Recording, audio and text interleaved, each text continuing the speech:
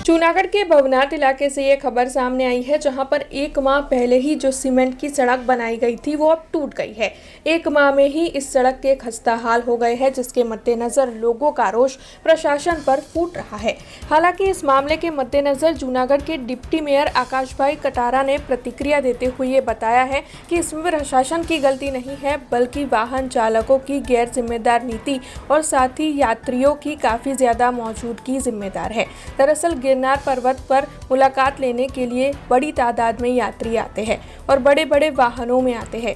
ऐसे में deputy mayor की ओर से इस खस्ताहाल सड़क का जिम्मेदार लोगों को बताया जा रहा है।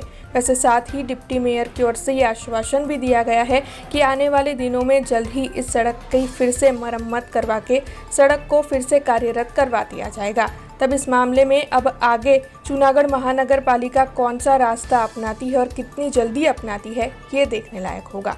कि पब्लिक नो घसारो गिरनार છે એટલે દિવસે ને દિવસે વધતો જાય છે, એટલે ત્યાંના લોકોના અને પબ્લિકના વ્હીકલના કારણે તે રસ્તો ખુલ્લો પાડીને જેટલો રોડ ડેમેજ થયો છે, બાકીનો ઉપરનો રોડ વ્યવસ્થિત જ છે। જે લંબે હનુમાન અને જે રોપવે સુધી ત્યાં રોડ સુધી વ્યવસ્થિત છે, પણ રોપવેના નરસિંહ મહેતા ધામથી જે મંગલધામના ગેટ સુધી જે રસ્તો ડેમેજ થયો છે, એ આગામી દિવસોમાં આ લોકોને વ્યવસ્થિત ટાઈમ મળશે એટલે એ લોકો કરી દેવા એમને ખાતરી આપેલી છે। हमसे जुड़े रहने के लिए हमारे YouTube चैनल को सब्सक्राइब करें और नई वीडियो की नोटिफिकेशन के लिए बेल आइकॉन को दबाएं।